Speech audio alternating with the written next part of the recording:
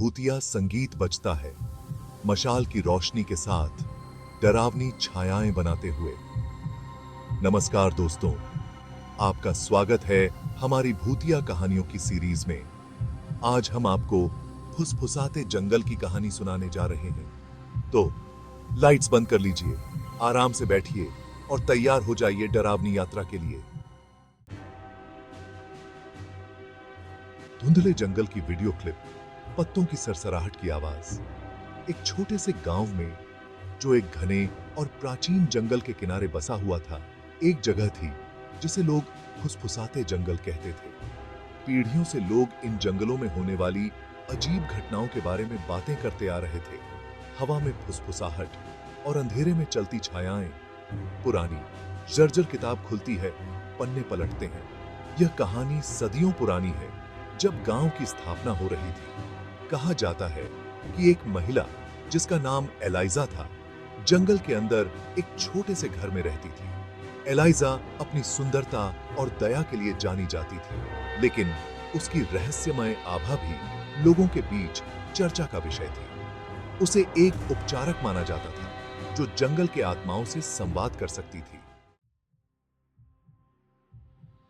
शांत चांदनी रात को अराजकता में बदलते हुए दिखाना।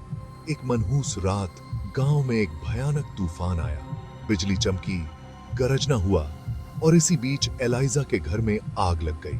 गांव वाले मदद के लिए दौड़े, लेकिन बहुत देर हो चुकी थी। एलाइजा को फिर कभी नहीं देखा गया। कुछ कहते हैं कि वह आग में जलकर मर गई, जबकि अन्य मानते हैं कि वह जंगल में गायब हो गई, आत्माओं के साथ एक हो गई। उस रात के बाद फुसफुसाते जंगल कभी पहले जैसे नहीं रहे। गांव वालों ने एलाइजा की आवाज हवा में सुनने की बात कही। मदद के लिए पुकारते हुए छायाएं अपने आप चलती हुई दिखाई देती, और जो लोग जंगल में बहुत गहराई तक गए, वे कभी वापस नहीं लौटे। जो लौटे, वे बदल चुके थे, अपनी अनुभवों से डरे हुए। कई साल बाद दोस्तों का एक समूह ने इस कहानी की सच्चाई जानने का फैसला किया। वे फुसफुसाते जंगल में गए, सिर्फ टॉर्च और अपने संदेह के साथ। जैसे ही वे जंगल में गहराई तक गए, फुसफुसाहट और तेज हो गई और स्पष्ट।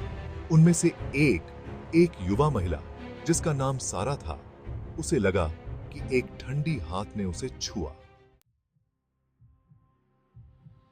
सारा और उसके दोस्तों ने जंगल से भागने की कोशिश की, लेकिन वे खो गए।